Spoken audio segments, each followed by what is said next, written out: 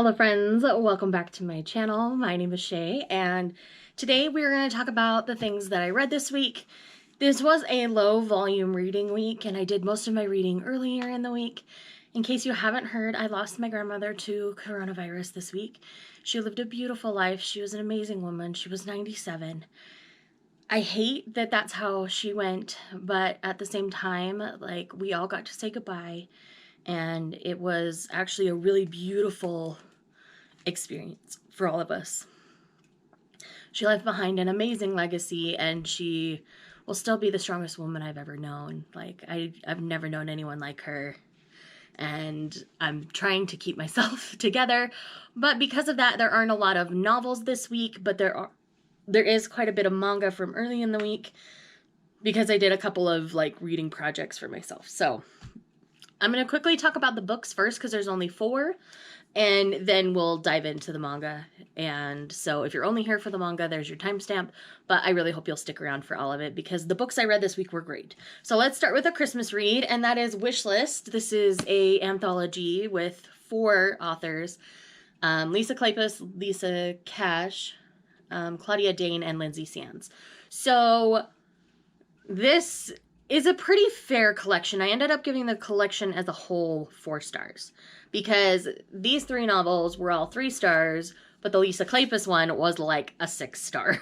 So I balanced out at 4 for the whole collection, and the Lisa Kleypas story, I Will, was by far and above my favorite. The rest were fair and really good, but they start out this collection with I Will, and I think if they'd ended it with it, I might have enjoyed the others better.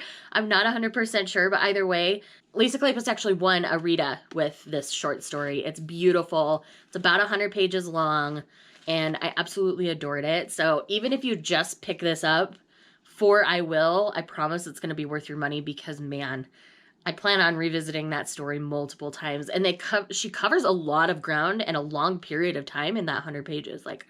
I was super impressed. Next, we have The Stars We Steal by Alexa Dunn. I ended up giving this one 4 stars. It was a fair persuasion-inspired story. I got the notes of persuasion that I wanted, and, considering its target audience, it's worth a 4. I know a lot of people didn't really get along with this one quite as well, but I ended up really enjoying my time with it. I do enjoy Alexa Dunn's writing for the most part. And I'm not saying any of this because I've met her or anything like that, because I did. I met her at BookNet Fest last year. And I enjoy her writing. I enjoyed Brightly Burning well enough as well. So she's an author I'll continue to visit. I have yet to give any of her stories 5 stars, but I do enjoy my time when I'm reading them. So considering their target YA audience, I thought this was a great pick.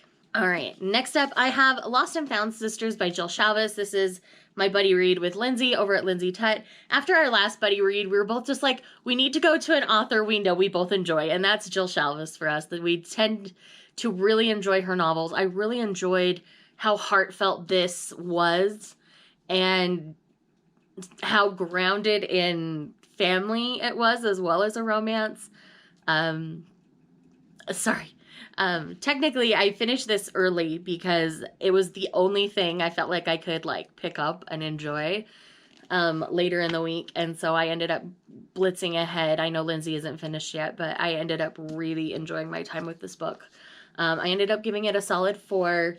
Most of Jill's get a 4. A few of them get 5s from me, but this is centered around, why can't I remember her name? Quinn finds out that she has another sister who's a teenager, and she ends up taking her in and kind of raising her. So it's kind of a single parent situation, and it's just really good. I'm glad I went in not knowing a ton on this one because I felt like that enhanced my reading experience of it. So honestly, I really trust Jill Shalvis. I've read a ton of her books now. How many? 1, 2, 3, 4, 5, 6. I think I've read 7 or 8 of hers now. And I have yet to rate any of them below a 3.5. So I always have a good time when it comes to Jill Shalvis. And then last but not least for the books, let's see. Let me double check the title to make sure I say it right. Holy, approved for a lot of books since I jumped in here last. Yeah, it's Waiting for a Scot Like You by Eva Lee. or Ava Lee. I'm not 100% sure how you say it. I blitzed through the Union of the Rakes trilogy. This is book 3. It's out in February. I was really enjoying the first 2 so much that I dove into book 3. And I loved book 3 so much. Both of these characters we've known for a little bit. We meet our protagonist, Lady Ferris, in book 2. And she was kind of a quirky character then. But man, they really kind of ramp it up in this 3rd novel. And we have our broody Scotsman along for the ride, and this is amazing because he's escorting her.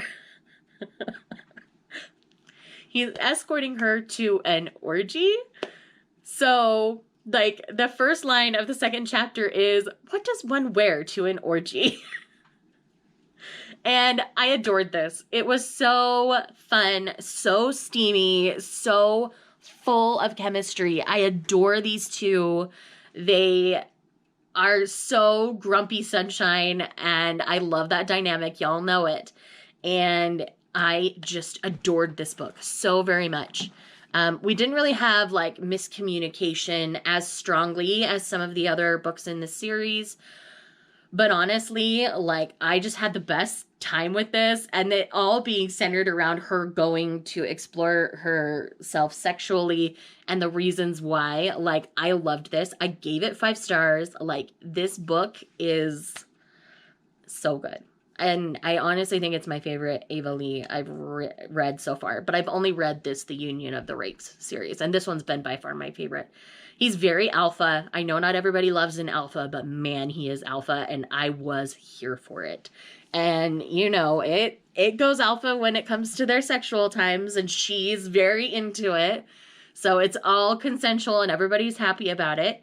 But man, I had a great time with that one. So I highly recommend checking out the Union of the Rakes series. I really enjoyed the trilogy as a whole. And yeah, so that's where we're at. And I'm really just having a great time. Let me grab the manga and we'll get to those. So I ended up finishing up Madesama this week. I read this mostly Saturday. I ended up really enjoying how they chose to end it. I do like that there was a bit of a time skip at the end. It all just fit perfectly for me. I felt like this is a really great shoujo. I adore the series as a whole.